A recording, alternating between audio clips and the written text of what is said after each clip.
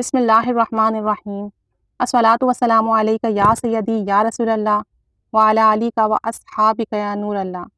امام غزالی رحمۃ اللہ علیہ کی نظر کرم والی بات۔ حضرت امام غزالی رحمۃ اللہ علیہ نے لکھا ہے کہ مخاطب تو توبہ کے بجائے درود شریف پڑھ۔ توبہ کا قبول ہونا یا نہ ہونا اللہ تعالیٰ کی مرضی پر ہے، جبکہ درود پاک کا قبول ہونا یقینی ہے۔ اللہ تعالیٰ درود پاک کی برکت سے تیری توبہ بھی قبول فرما لے گا۔ یعنی اگر ہم سے کوئی گناہ ہوتا ہے یا ہم استغفار کرتے ہیں یا توبہ کرتے ہیں تو ہم نہیں جانتے کہ اللہ نے ہماری وہ توبہ قبول کی بھی یا نہیں، ہمیں معاف کیا بھی یا نہیں۔ لیکن اگر ہم درود پاک پڑھتے ہیں تو ایک دفعہ درود پاک پڑھنے سے ہمارے 10 گناہ مٹ جاتے ہیں، 10 نیکیاں بڑھ جاتی ہیں، درجات بلند ہو جاتے ہیں۔ تو اس میں یقینی طور پر توبہ بھی شامل ہو گئی کہ ہمارے گناہ مٹ رہے ہیں اور اللہ تعالیٰ ہمیں معاف کر رہا ہے۔ تو درود پاک کا قبول ہونا یقینی ہے۔ ایک ملنے والی خاتون اپنے بیٹوں کے داخلے کے لیے بہت پریشان تھیں۔ میں نے ان خاتون کو نظر کرم والا درود پاک پڑھنے کے لیے دیا، یعنی وہ جو درود پاک ہے، یا رحمت للعالمین صلی اللہ علیہ وسلم حضور نظر کرم فرمائیے۔ کہتے ہیں کہ میں نے یہ درود شریف ان خاتون کو دیا۔ چند دن بعد وہ خاتون آئیں اور بتایا کہ میں نے رات کو درود نظر کرم پڑھا تو حضور نبی کریم صلی اللہ علیہ وسلم کی خواب میں زیارت ہوئی کہ وہ تشریف لائے ہیں اور فرمایا کہ میں نے پرنسپل کو چٹ دے دی ہے، صبح داخلہ ہو جائے گا۔ وہ خاتون صبح اسی ادارے میں گئیں تو وائس پرنسپل بیٹھے ہوئے تھے۔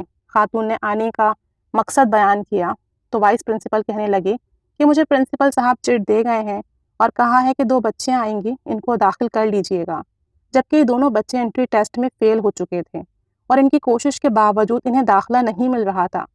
بس اسی کو نظر کرم کہتے ہیں کہ آپ کو کوئی کام نہ بن رہا ہو اور وہ کام بن جائے۔ اللہ تعالیٰ سے مانگتے رہیے، درود پاک سے جڑتے رہیے۔ کوئی بھی مسئلہ اور پریشانی آ جائے، درود نظر کرم کا ورد شروع کر دیں۔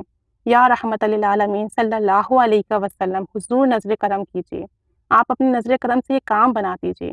بس اس درود پاک کو ورد کرتے رہیں، انشاءاللہ تعالیٰ اس کی برکت سے نظر کرم ہوگی اور خوب ہوگی، اور جو بھی حاجت ہوگی وہ پوری ہوگی، جو بھی پریشانی ہوگی وہ ختم ہو جائے گی۔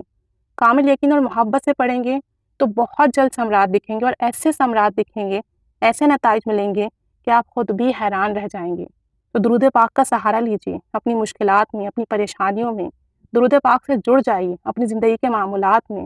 درود پاک کو ہی اس میں اعظم سمجھیے اور خوب اس کا ورد کیجیے۔